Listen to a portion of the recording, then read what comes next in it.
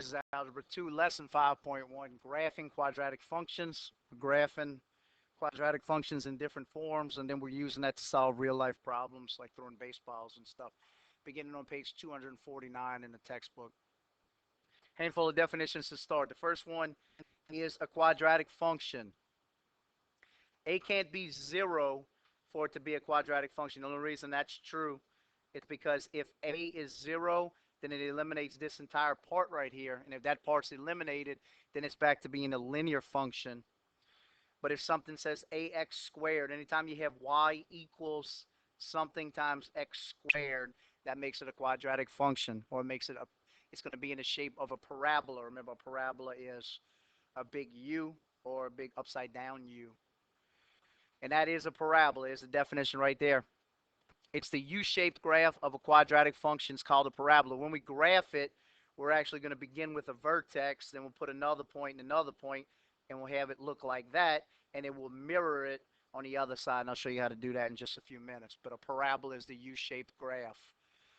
The vertex is either the very top or the very bottom of a graph.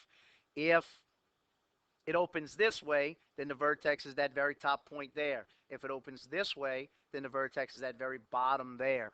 So to compound or to add to that, that would be the max value, or this would be the min value.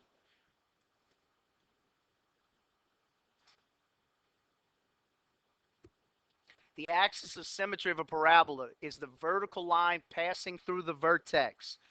So when you have something graphed, when you have a parabola graphed, it's going to look like this on one side, and it's going to look like this on the other side. It should be a mirror image of each other. It's going to pass through the vertex here. This vertex is going to have an x and a y value because it's an ordered pair. It's a point on the plane. The axis of symmetry is simply the x value that makes the vertical line that looks like that.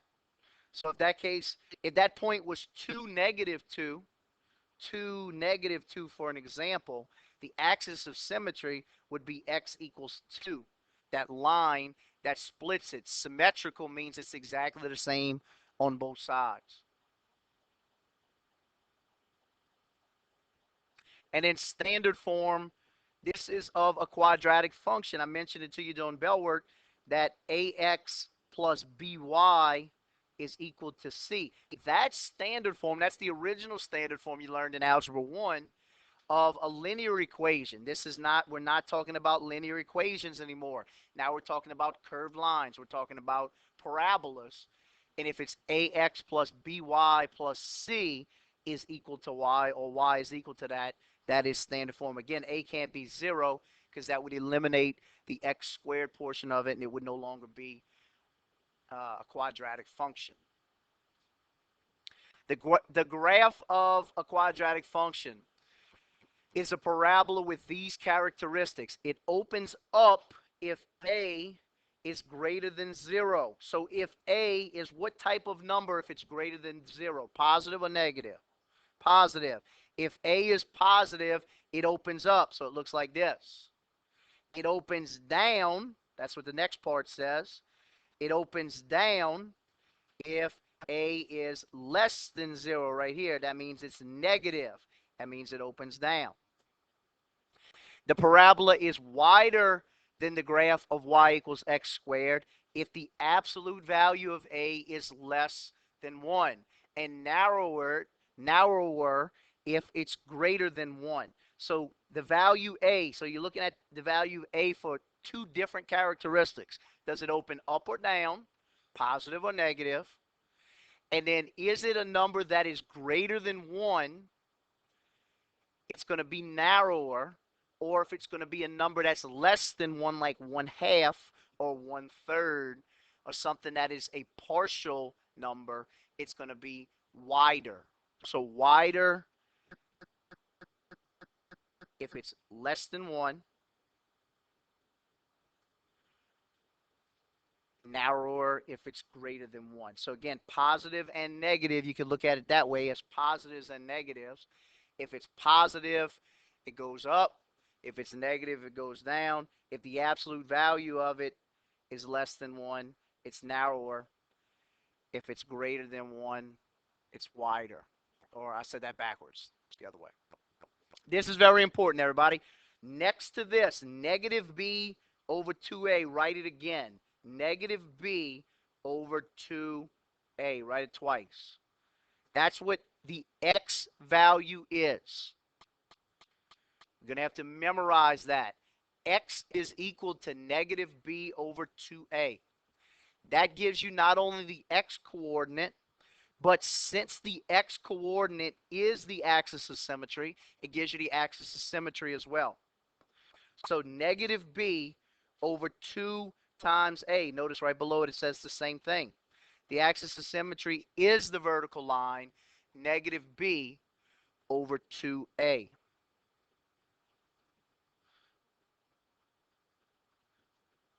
So right below that, everybody copy this problem down. Right below that box. Y equals 2x squared minus 3x plus 4. Everybody find x's value for me with that one.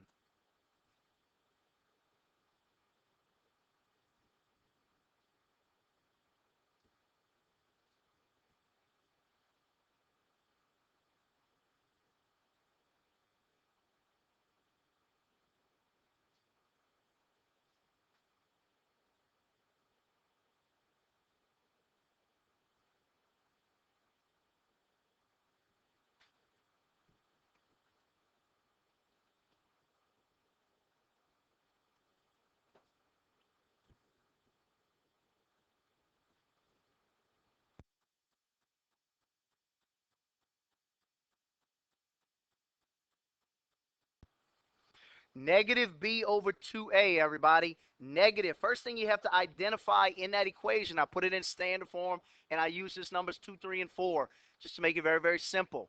You have to know that this is ax squared plus bx plus c. So where you know what's a, b, and c. It's negative b, so it's going to be negative, negative 3, because b's value is negative 3. Negative, negative 3 over 2a. So over 2 times a's value is this one, 4. I'm sorry, 2. 2. So negative, negative 3 would be positive 3, and 2 times 2 is 4. So your x value for that example that I made up just now is 3 over 4. So when you graph the axis of symmetry, it'd be at 3/4. That's the first step in graphing these equations. You got to find x. You're talking about standard form. Okay, here's example number 1. Graphing a quadratic function. Y is equal to negative x squared plus 2x minus 2. It said, note that the coefficients for this function are negative 1. That's the one that's not shown here. Negative 1 for a. B's value is 2. That's a. B's value is 2. And C's value, if you needed it, would be negative 2. Okay, because a is less than 0. Notice a is a negative value. Does the graph open up or down? Because it's a negative value, the graph opens down. It's going to go that direction, down. Then what you need to do is you need to find the x coordinates. So you need to find negative b over 2a. Negative b is negative. B's value again is 2 over 2 times a's value is negative 1. So negative 2 divided by 2 times negative 1 is negative 2. So your x value of your coordinate is going to be at 1. So on your graph, you know your x value is going to be at 1. We still don't know what the y value is, though. But we have ourselves an axis of symmetry at 1. So draw in the axis of symmetry, x's value at 1. It's a vertical line. Now what we need to do is we need to determine how high up or down is that axis going to be, or how high up or down is that vertex going to be. In order to determine it, we already know x's value is 1. So in order to determine the rest of it, in order to find y, we're going to use our equation, and in place of x, we're going to sub in the value 1. So y equals negative, and then the value 1 squared, plus 2 times 1 minus 2. Notice how easy all these numbers are to manipulate. 1 squared is 1, and then there's a negative that comes down in front of it. 2 times 1 is plus 2 minus 2.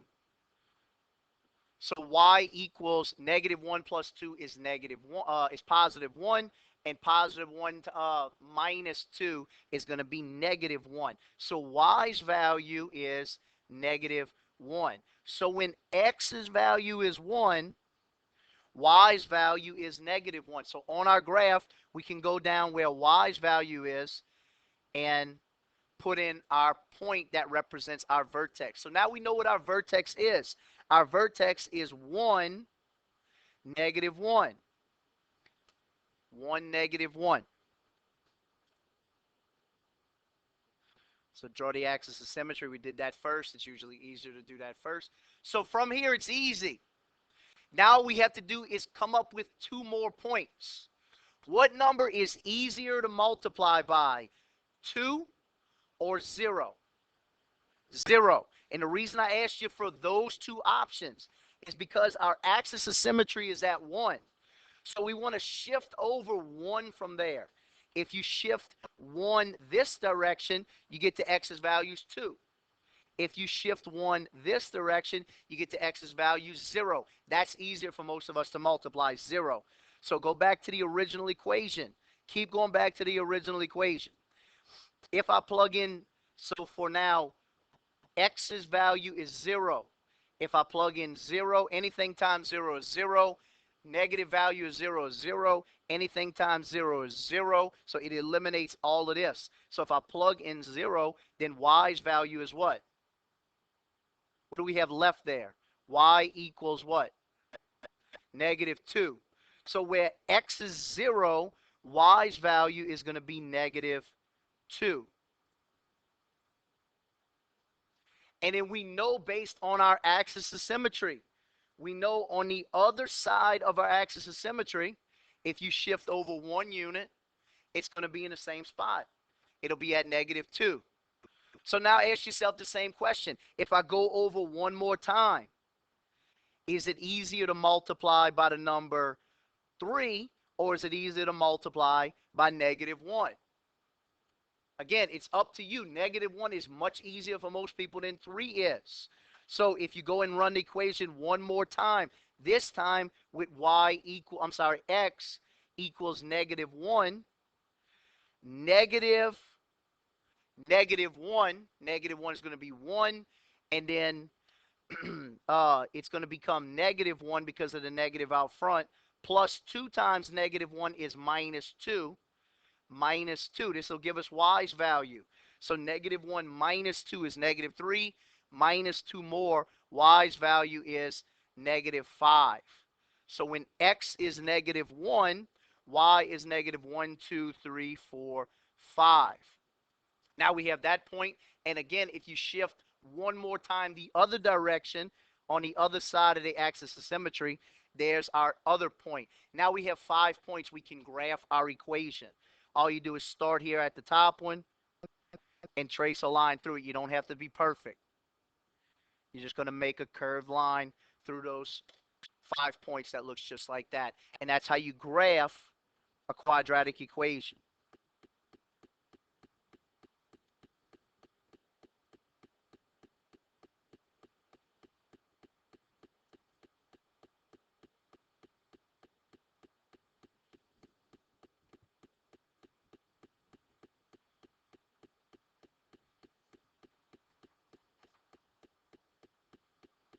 Okay, in the middle, I know we have this whole page filled up with notes and stuff, but in the middle, in that area where it says your notes in this big white space.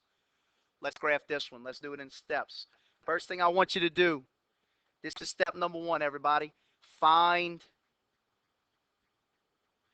x equals. Remember, x is equal to negative b over 2a. Do that. Take about 30 seconds to find x.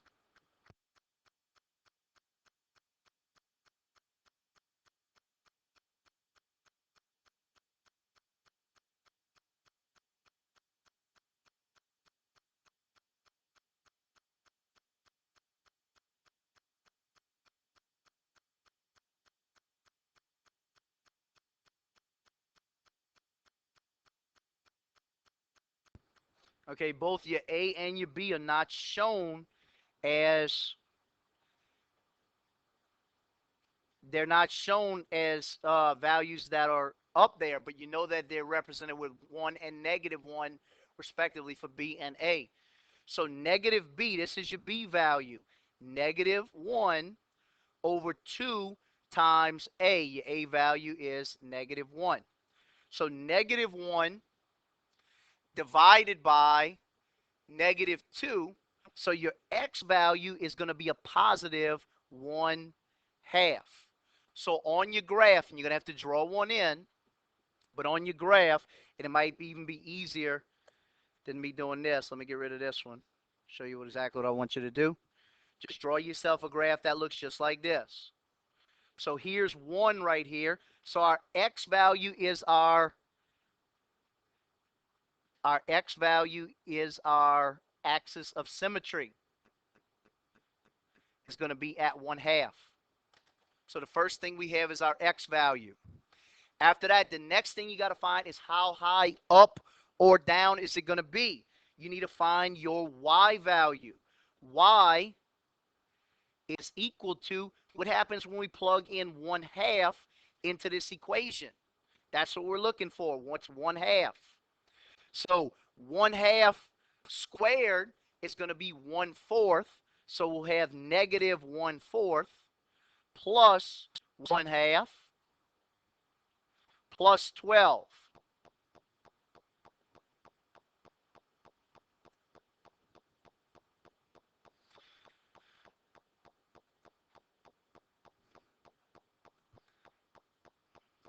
And if we need to do that, we need to make all of them have the same common denominator. So 4 is going to be the number that's going to be at the bottom for all of them. So negative 1/4 plus 2 over 4 plus 48 over 4. So now 50 minus 1 is 49 over 4. The number 4 goes into that. 49 over 4 is going to go into 10 times. So it'll be 10, not 10, 12 times. And there's 1/4 left over. So your y value, and this is a bad example for your second problem, everybody, but your y value is 12 and 1/4. So when x is 1/2, your y value would be at 12 and 1/4. So let's approximate it being right there. And just we'll finish the rest of this tomorrow so we don't run out of time.